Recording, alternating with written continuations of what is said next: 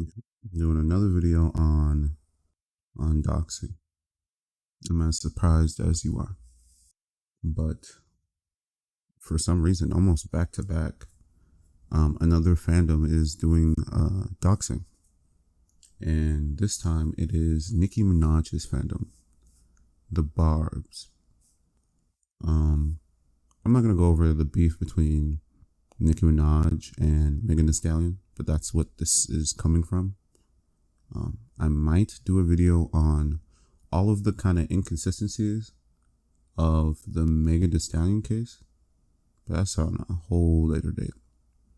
Right now, most of my criticisms are levied towards the fandom of Nicki, and some towards Nicki herself, and some for the victims.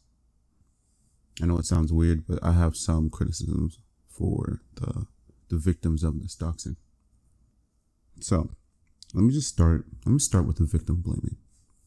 If you are on the internet and you want to talk about, if you're on the internet and you want to talk about a specific fandom, I think that's fine, right? Morally, that's fine. You should be allowed to have an opinion on anything really on the internet without your personal life being affected. But if this fandom is known for targeting people's personal lives and taking it kind of too far in an attempt to kind of destroy you, there are certain things you need to put in place before you levy these criticisms. You should not be using your face in a video, your government name, a business that you're tying it to. All of these things need to be protected before you make statements. I know it sucks, but there isn't really an umbrella thing that is protecting everybody from these people trying to ruin your life, as sad as that sounds. So you need to take responsibility in this way.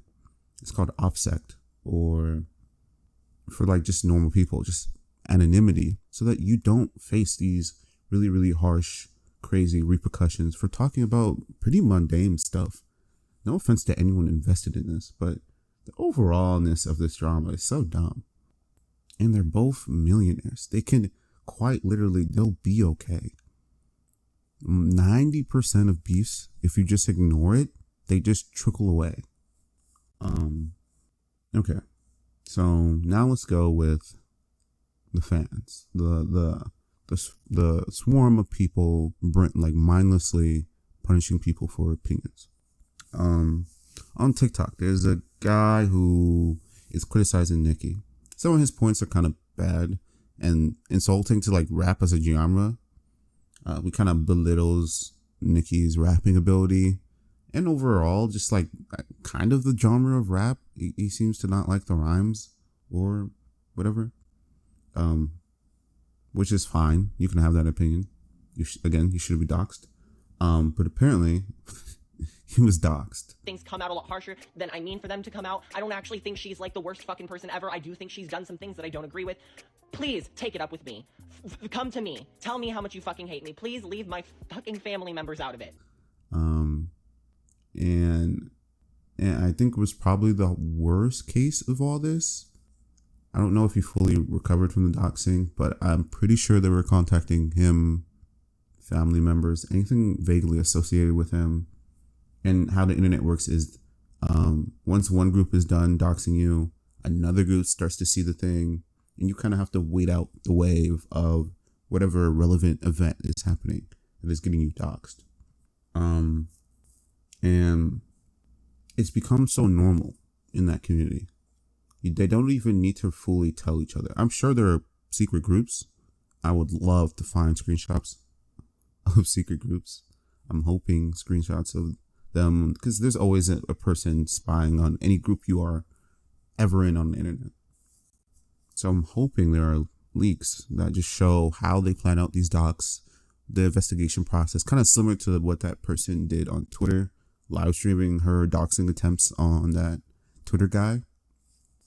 I want to know how they do it and what are the kind of ins and outs of catching them. I think the best in catching them is somebody a part of that group chat or whatever thing they use to communicate with each other and find where this person lives. That's like the best way. You can subpoena Twitter, try to get an IP. If they're not using VPNs or whatever on a consistent basis, you might be able to pull a relevant residential IP. Yeah. So that's the fans. That's as much as you can say about the fans. Now the artists. This is the part that people probably won't like, but the artist has some level of responsibility. The person with the platform. So Nicki is obsessed with this. I mean, she's liking really crazy tweets off the rip. She is sounding incoherent in interviews or podcasts or whatever the fuck you want to call it. Overall, she's just not willing to rile her community back. She's galvanizing against Megan, which is, I think, okay on itself, but you need to pay attention to what your fan base does just on the regular when things like this happen, right? There needs to be a reeling back of stuff. I don't know if there were statements. I'm going to try to do even more research after this, but I don't know if there were statements after they tried to dox where her mother was buried, or just go. It's not even doxing, right? Just go to where her mother was buried. I don't know if there are statements to discourage people from doing that. That's part of the problem. There needs to be. You need to make a line between the normal fan and the crazy fan. For right now, there is no line. I don't know what is beyond the scope as a Nicki Minaj Barb or Taylor Swift Swiftie.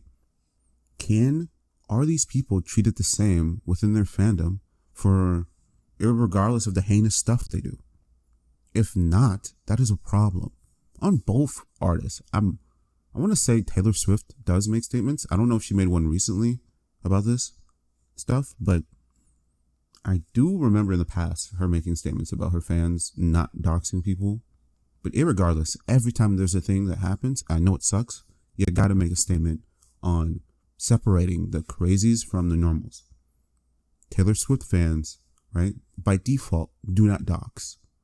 Nicki Minaj fans, by default, do not dox.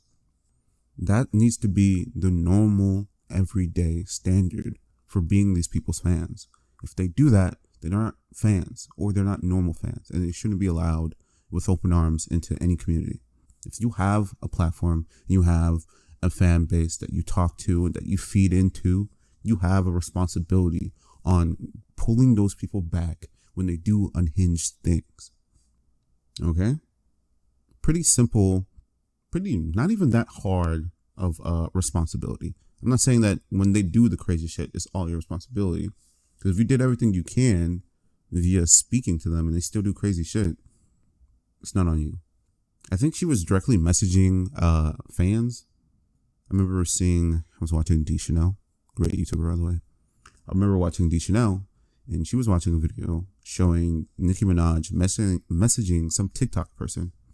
I'm about to make a TikTok soon so I can be like one of the first people to see this. And I found it so weird. Yeah. Why put attention to specific people on this? I don't know. I don't understand. There might be even more instances of her doing that.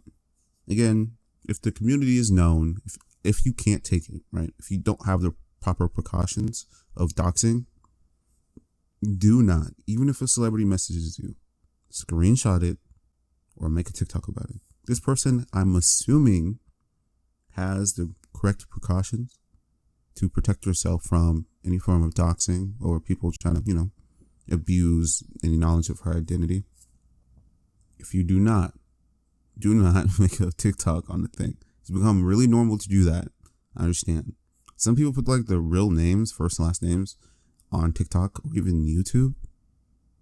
If you're doing anything controversial, anything that might involve fandoms, please do not do that. Don't show your face or any of those things. So yeah. So there's way more lending to Nicki Minaj being a part of the crazy area of her fandom than the normal area of her fandom. Just to put that out there. I'm thinking that's it. I'm still working on the food desert video because it's taking a lot of research and I don't have a lot of time. Yeah, I'm probably gonna have, I don't know, I'm gonna keep myself updated on any of the doxing stuff, but it's kind of dying down. The whole beef stuff is dying down. I think mostly on the part of Megan Thee Stallion. She hasn't really said a word after she dropped the music video, which is really, really good. It's really different from how she's handled stuff in the past. I think she learned from how she handled stuff in the past. Would be really surprised if, lastly, if anybody has screenshots of any of these groups doxing people, please send it to me or send it on Twitter. Post it live. I think if people see the raw, kind of like loserish communities doing the process of doxing, people will start to see how crazy it is, and it'd be shamed just a tad bit more, because I don't like how it's shamed now. I think how it is now, most people treat it like it's nature, like it's just something that's going to happen, which is kind of true, but we can do something about it, right? We can do earthquake drills. We can do we can create dams. We can do something to tinder whatever this is. So yeah, like, subscribe, because I will be dropping videos semi-consistently. And yeah, I'm gonna make a TikTok soon. That is also coming.